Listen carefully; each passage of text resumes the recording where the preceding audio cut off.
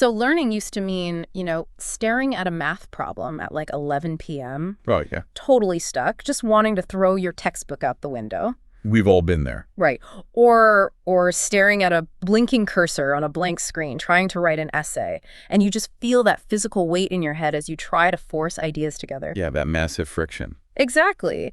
But in the last couple of years, that friction just sort of vanished. So today, welcome to the deep dive. We're looking at a really fascinating stack of recent research. Some really incredible stuff. Yeah, we've got data from the OECD, Microsoft, UNESCO, and major universities from like 2024 to 2026.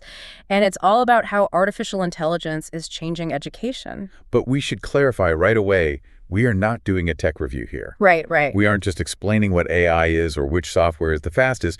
We are exploring a massive psychological and behavioral shift. Yeah. We're looking at how AI is actively rewiring how human beings study, practice, remember, and, just how we think. Okay, let's unpack this because the scale is it's staggering. It really is. Like if you look at university students in places like the UK and Germany, 92 to 94% of them use generative AI. Wow. Yeah.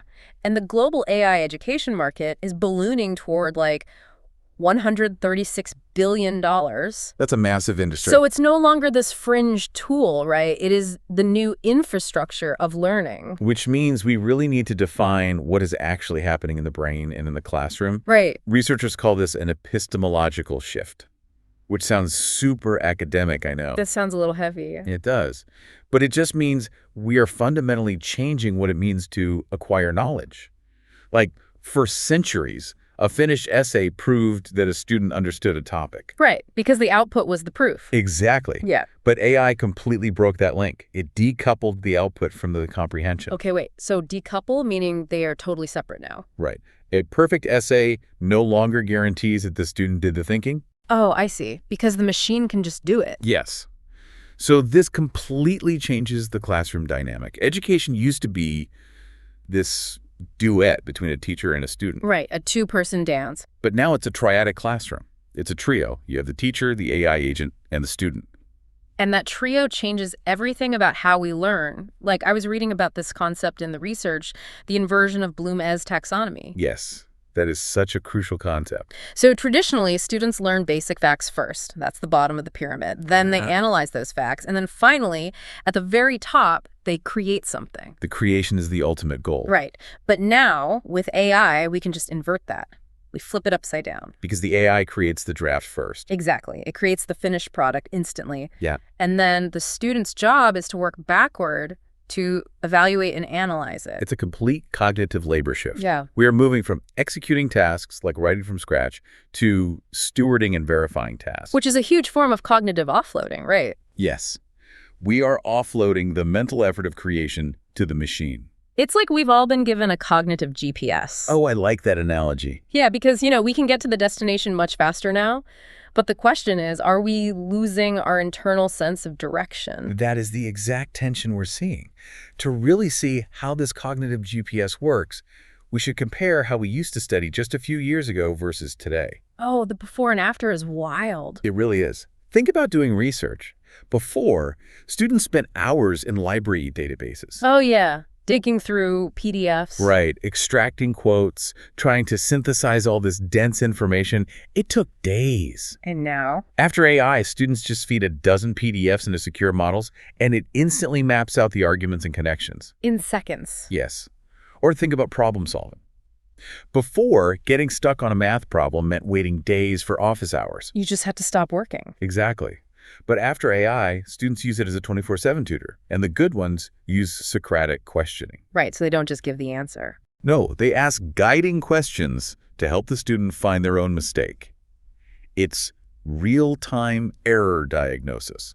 That is so powerful. And I saw this in the language learning data, too. Oh, language learning has transformed completely. Because before, learners relied on flashcards using spaced repetition, which is great for memory, but then they'd feel this high anxiety when actually trying to speak to a native speaker. Right, the fear of making a mistake. Yeah, I've been there. But after AI, using tools like ChatGPT Voice or Speak, learners have these free-flowing voice chats with a machine. And the machine judges your pronunciation, but it doesn't induce any social anxiety. Exactly. It has infinite patience. You can mess up 20 times and it doesn't care. And that lack of emotional friction brings us to one of the most exciting breakthroughs in educational psychology. It's something called solving the two sigma problem. Okay, yes. Let's talk about the two sigma problem because this blew my mind. It's fascinating. Yeah. So Benjamin Bloom was a famous researcher in the 1980s, Mm-hmm. and he found that one-on-one human tutoring improves student performance by 2 standard deviations. 2 standard deviations. So what does that actually mean for a normal student? It means putting a perfectly average student into the top 2% of their class. Wait, really? Yes, it takes a C student and makes them an A+ student. Oh, wow. So why didn't we just do that for everyone? Because society could never afford a human tutor for every single child. It was economically impossible. Right, that makes sense. So that's the problem. But now the AI is the solution. Exactly. Generative AI is providing a low-cost version of this.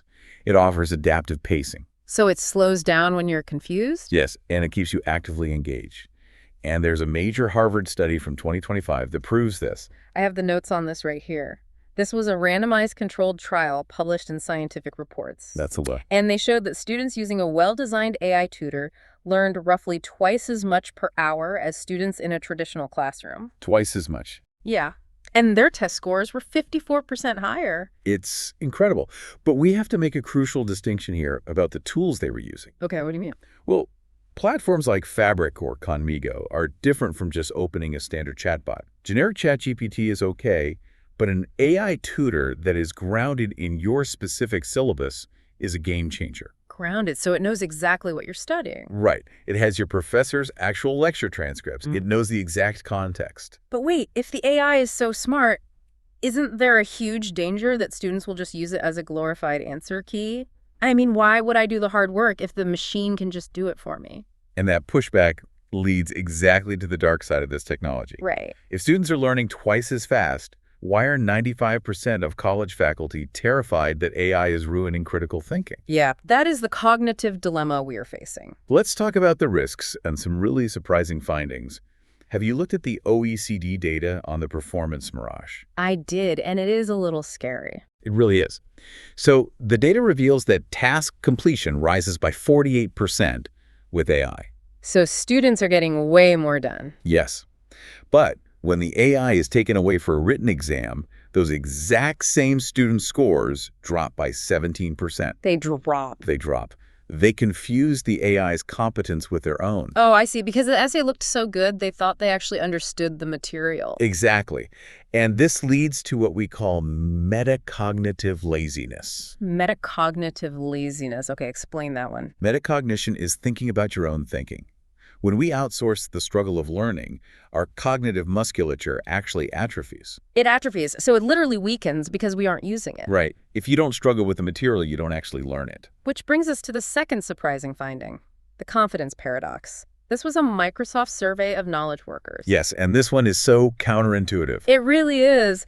They found that the more someone trusts AI, the less critical oversight they apply. They just blindly accept whatever the AI says. Yeah, they accept the hallucinations. You know, when the AI just invents fake facts. Right. But conversely, people who are highly confident in their own skills expend more effort evaluating the AI's output. Oh, they use a lot of skepticism. Exactly. So the tool that's supposed to make us smarter can actually lull us into sleep. It can hollow out our skills. So how do we protect our brains? Like, what can a student actually do? Well, there is a fascinating defense against this called the pre-testing shield. The pre-testing shield. Okay. A 2025 study showed that if a student takes just a 5-minute quiz before opening the AI tool, it primes their brain. A quick quiz. So they use active recall to try and remember things on their own first. Exactly. This simple brain hack protects their memory from digital laziness. You have to try and fail before you ask the machine for help. That makes so much sense. But because of this whole performance mirage, universities are realizing they can't just assign a 2,000-word essay anymore. No, the take-home essay is basically dead. Yeah, because they just assume the student used AI to write it. The data shows 60 to 64% of academic misconduct cases are AI-related now. It's a massive problem for academic integrity. And the AI detection software is failing. Yeah, the false positives are terrible. And they have a huge bias against non-native speakers, which is just unfair. It is. So How are schools fighting back? They are completely redesigning assessments. Right, I was reading about Noodle Factory and how they are changing things. Yes, one major pedagogical shift is staged submissions. So instead of just grading the final polished essay, they grade the messy drafts. Right. They want to see the thought process, not just the final product. And they are also bringing back the oral exam, the Viva. Yes. Teachers are doing 5 to 10-minute live conversations to test if a student actually understands what they submitted. Because you can't fake a live conversation. Exactly. And another really cool method is in-class AI tasks. I love this one. The teacher intentionally gives the students a flawed AI-generated text during class. And they tell the students to find the errors and fix them. It's brilliant. It really shows how the teacher's role is shifting. Like, teachers aren't becoming obsolete at all. Not at all. If anything, their role is expanding. Yeah, they are becoming more important as mentors and truth verifiers. It fits perfectly with the flipped classroom model. You learn the basics at home with your AI tutor, and you do the hard application in class with the human teacher. And this isn't just happening in a few classrooms. Governments are getting involved. Oh, it is a global systemic shift. Like the Philippines, DepEd, and Indonesia, they are setting these sweeping regulations to ensure AI is used safely and equitably. Because the stakes are incredibly high. Which makes you wonder, if this is where we are in 2026, where are we heading by 2035? Right. Let's look 5 to 10 years out. What is the future of learning? The first major trend is hyper-personalization. Education will likely move entirely away from standardized curriculums. So no more one-size-fits-all textbooks. Exactly. AI engines will co-design custom paths based on a student's interests. Like, if a kid loves baseball, the AI will teach them physics through the lens of a baseball's trajectory. Yes. It makes the learning so much more engaging. And there is also this concept of the 90% mastery floor. This is huge. Platforms like Student are pioneering this. So currently, if you get a C on a test, you still move on to the next chapter. Right, and you just carry that gap in your knowledge forward. But with these new platforms, they use constant formative assessments. They won't let a learner move to Chapter 2 until they prove 90% mastery of Chapter 1. It completely eliminates those foundational knowledge gaps. It's amazing, but the next prediction for the future sounds a little sci-fi to me. You mean the biometric tracking? Yeah. Is that actually going to happen? It is speculative, but it's very grounded in current tech. Future platforms may use eye tracking or brain-computer interfaces to monitor students. To see if they're paying attention. More to detect when a student is frustrated or experiencing cognitive overload. Oh, wow. So if the machine sees you getting stressed, it adjusts the lesson's difficulty in real time. Exactly. It responds to your actual physical state of learning. That is wild. But all of this incredible technology brings up the ultimate risk in all this research. Yes, the digital divide. This is a huge concern. We know that workers using AI could add $7.9 trillion to the global economy. It's a massive economic driver. But AI literacy is so uneven right now.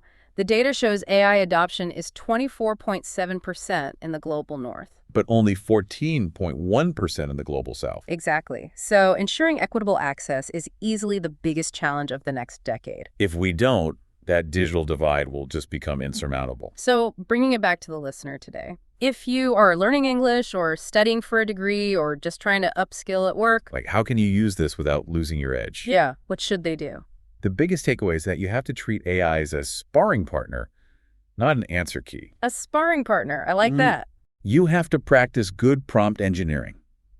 Don't just say, give me the answer. Tell the AI, don't give me the answer, ask me guiding questions. Make it force you to think. Exactly. You need to shift your identity. Yeah. You're no longer just a content creator. You are a fact checker and an editor. You let the AI handle the extraneous stuff, the formatting, the basic gathering, while you synthesize the ideas. Yes. You use it to augment your intelligence, not replace it. Right. So to wrap up this deep dive, I want to leave everyone with a final provocation, something to really mull over. Right. AI is not just changing what we learn, it may be changing exactly how we learn. So the next time you open a chatbot to help you study, just pause and ask yourself, are you outsourcing your thinking or are you augmenting it?